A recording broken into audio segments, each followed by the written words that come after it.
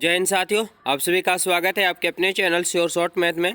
आज हम लोग देखने वाले हैं 10th क्लास के लिए केमिस्ट्री का फर्स्ट चैप्टर रासायनिक अभिक्रिया से संबंधित सभी मोस्ट इंपॉर्टेंट ऑब्जेक्टिव क्वेश्चन जो आपको सीधा एग्जाम में देखने को मिलेंगे। पूरा देख लेते हैं वीडियो, तो आपको एक नंबर भी एग्जाम में छूटने वाला नहीं है। चैप्टर बाय चैप्टर हम क्लियर करते आ रहे हैं, वो भी सभी इंपॉर्टेंट यानी छाट करे हुए क्वेश्चन लेके आ रहे हैं। तो चलिए, आज ये पार्ट 2 वीडियो है। पार्ट 1 हो चुका है। अगर अभी तक हमारे चैनल से नहीं जुड़े तो पहले चैनल से जुड़ जाइए। साथ ही साथ चैप्टर बाय चैप्टर केमिस्ट्री चल रहा है, फिजिक्स खत्म हो चुका है, बायोलॉजी खत्म हो चुका है, सोशल साइंस और मैथ अभी बच रहा जो रेगुलर चल रहा है क्लास। ठीक है, तो चलिए फटाफट से विद्यार्थी आप लोग तैयार हो जाइए और फटाफट से कमेंट देने के लिए। क्वेश्चन नंबर है 16। नाइट्रोजन डाइऑक्साइड यानी NO2 जिसे बोला जाता है के धुएं का रंग कैसा होता है। नाइट्रोजन डाइऑक्साइड के धुएं का रंग कैसा होता है? भूरा होता है, लाल होता है, हरा होता है या पीला होता है? तो ध्यान देंगे, नाइट्रोजन डाइऑक्साइड का जो रंग होता है वो भूरा होता है। कैसा? तो भूरा होता है। आप लोग ए बताएं तो बिल्कुल सही बताएं। चलते हैं अगले सवाल की ओर। अगला सवाल है क्वेश्चन नंबर 17। क्या दिया हुआ है? शाक सब्जी का विघटन। ठीक है, साग सब्जी का विघटन मतलब क्या होता है? टुकड़ों में, छोटे छोटे टुकड़ों में अपघटित होना। तो साग सब्जियों का विघटन होकर के कंपोस्ट यानी खाद बनना किस अभिक्रिया का उदाहरण है?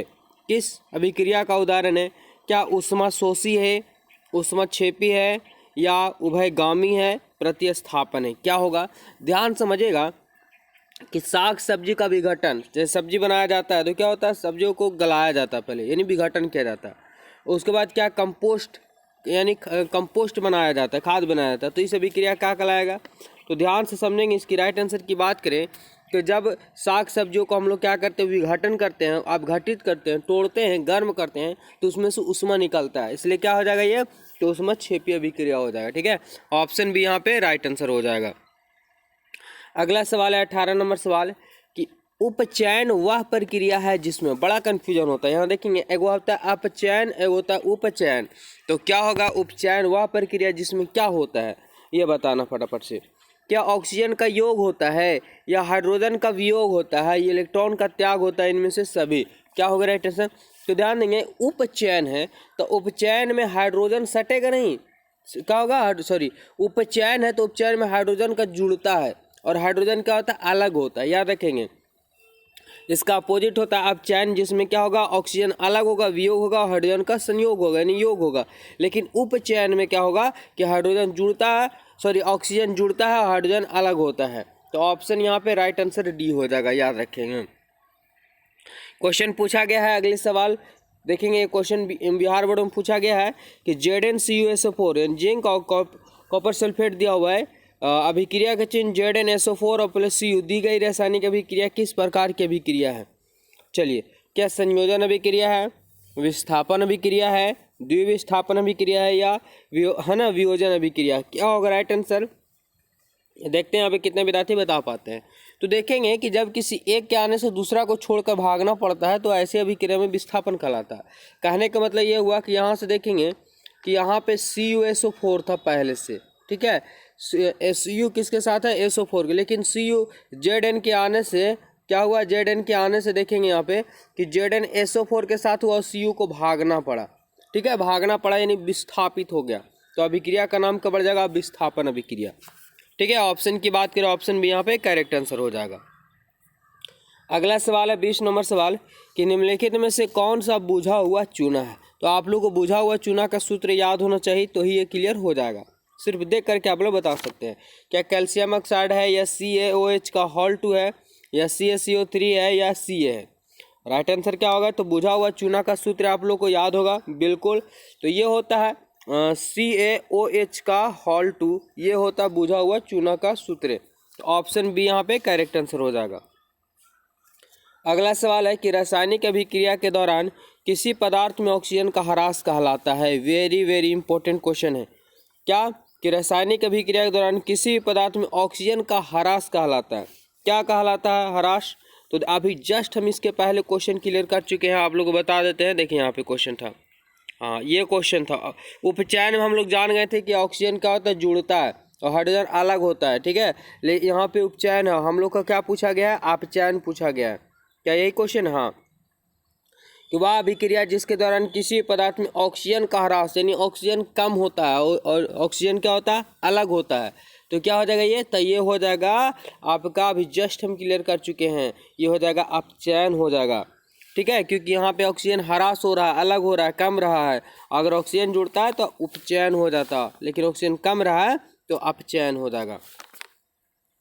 चलते हैं अगले सवाल की ओर। अगला सवाल दिया हुआ है कि जिंक तथा सल्फ्यूरिक अम्ल के बीच अभिक्रिया के फलस्वरूप निम्नलिखित में से कौन सा गैस निकलता है।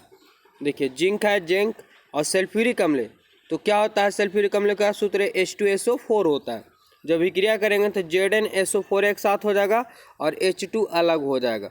ठीक है, तो कौन सा गैस निकलेगा, तो H2 यानी हाइड्रोजन गैस यहाँ से उत्सर्जित होगा। तो ये सब रटने वाली सवाल नहीं है, बस थोड़ा सा समझ लेंगे आपको कंप्लीट हो जाएगा। अभी तक हमारे चैनल से नहीं जुड़े हैं तो चैनल से जरूर जुड़िए, क्योंकि यहाँ एवरीडे शाम को 7 बजे क्लास आप लोग को देखने को मिल रहा है। जब किसी अभिक्रिया के समय किसी पदार्थ में ऑक्सीजन की वृद्धि होती है, ध्यान समझेंगे, जब किसी अभिक्रिया के समय किसी पदार्थ में किसकी वृद्धि हो रही है, तो ऑक्सीजन की वृद्धि हो रही है, तो निम्नलिखित में से क्या कहलाएगा, क्या कहलाएगा, अभी हम जस्ट क्लियर कर चुके हैं। ठीक है, कि जब ऑक्सीजन बढ़ता है, ऑक्सीजन क्या होता है, बढ़ता है, तो क्या कहलाएगा, अपचयन। ठीक है, अपचयन कहलाएगा। तो राइट आंसर की बात करें तो इसका ऑप्शन ए हो जाएगा। अगला सवाल है क्या 24 नंबर सवाल, ध्यान समझेंगे, रासायनिक अभिक्रिया में भाग लेने वाले पदार्थ को क्या कहा जाता है। पहला चैप्टर में ही बिल्कुल पढ़ चुके होंगे कि रासायनिक अभिक्रिया में भाग लेने वाले पदार्थ को क्या कहा जाता है, क्या अभिकारक कहा जाता है, उत्पादक कहा जाता है, अभिकारक और उत्पादक दोनों इनमें से कोई नहीं।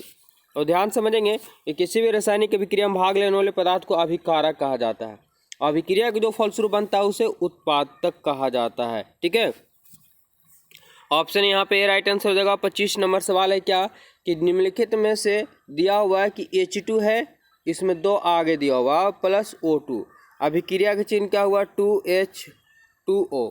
क्या ये अभिक्रिया संयोजन अभिक्रिया है, वियोजन अभिक्रिया, अवक्षेपण अभिक्रिया, उदासीनीकरण अभिक्रिया, फटाफट से बताइए आप लोग कमेंट करके क्या होगा, क्या होगा। अगर ऑप्शन आप लोग ये बताएं तो बिल्कुल सही। कौन, देखिए यहाँ पे क्या है, एक है और एक है, 2 है और दोनों मिल करके एक का निर्माण हुआ है, तो ये क्या उनसे अभिक्रिया हो जाएगा, संयोजन हुआ यानी जुड़ गया। लेकिन इधर एक रहता है, इधर 2 भाग में बढ़ जाता है, तो क्या हो जाता है, द्विविस्थापन अभिक्रिया।